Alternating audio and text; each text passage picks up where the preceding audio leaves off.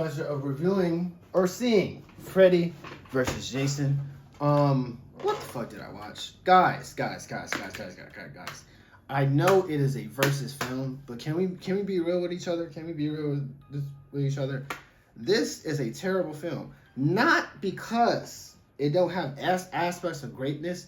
It's because the pacing in this film is terrible. They jump from kill to kill without really even diving into it or really building any tensions or understanding who's dying, who these characters are. I'm not saying you need that all the time, right? But it's very, very jarring for a viewer, or me in this case, to watch this film and kind of get a glimpse of what's going on in the subplot and story and what's going on in the background. I do get that Freddy is manipulating Jason, and Jason becomes aware of it, and that's why you get Freddy versus Jason. You also have this subplot line in the background of this blonde girl, right? But in the midst, it just has random kills. And random kills in the sense that they happen.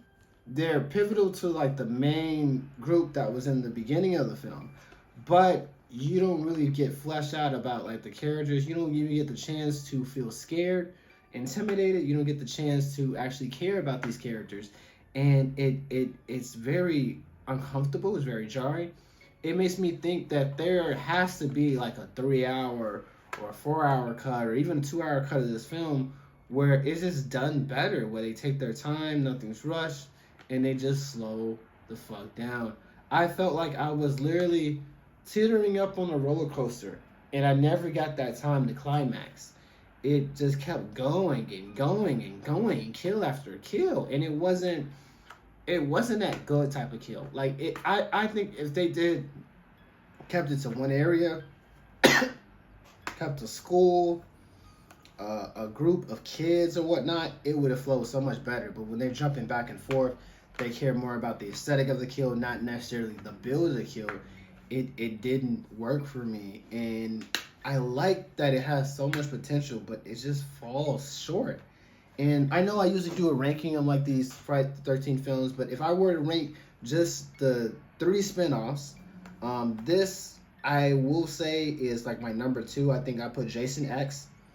I put this film as second, and then Jason Goes to Hell is third because Jason Goes to Hell is the worst. But like again, so much potential. It was an okay film. It's not one I will see again. If I do see it again, I probably got to watch it at the speed of half a second because, again, it doesn't slow down. It just goes. And certain things that happen, you're like, what the fuck's going on? Why is there no law enforcement involvement? And it does, in some types of the plot, it does account for that.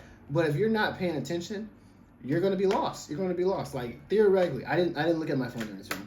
But if you look down at your phone for 1 second, let's say a scene is going on, they're talking, boom, you look up again, that character's dead. There's somebody else. If they were in the house, they're in school now. It's like, what's going on? Can we slow down? Can we take our time? Can we be very patient with the viewer on this? And I think it was so, it brought in on the fan appeal of like, okay, they just want to see these killers here. They want to see them kill. They want to see them do interesting scenes.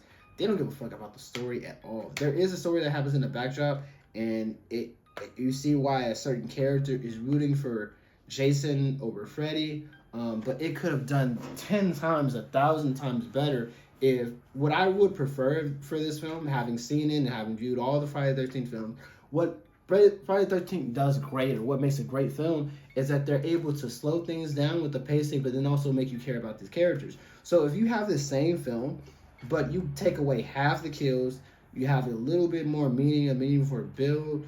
You still keep in like why Freddy is taking over Jason and those aspects and stuff like that. You'll have a more coherent film. And then also, not as many locations. They were fucking bunny hopping. Slow down. Stop. I can see you. Stop. Why are we? It's very uncomfortable. It's very jarring. Very jarring.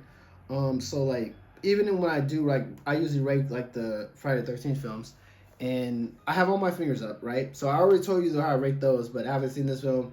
I am ranking 2, right? I'm doing best to like at least 2, 4, 6,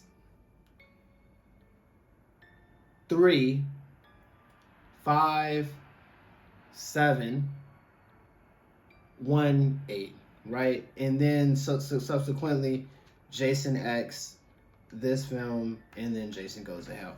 The final film in the series is Friday the 13th, 2009. I'm very excited to see that film and see how it compares to the other ones. But again, this one, I do not recommend. And if you do watch it, I recommend you watch it at half a second instead of the regular speed, because it is moving so fast you can't tell what the fuck is going on. Now, you may think, if I do it at half a second, I can understand dialogue. You don't need to understand dialogue, because this film is a kill galore. It doesn't really care about substance. It just wants to get the kills on the screen. Now, have you seen this film? What are your thoughts? Do you agree with the pacing being fast? Do you think that, what do you like to see in this film where you do something differently? Did you enjoy the film? Did you not like to enjoy? Did you enjoy the film? Did you not enjoy the film? Comment down below. I'd like to see your thoughts. Be respectful of the comments, of course. And as always, comment, like, subscribe, and carritos on me. Ciao. Hasta luego.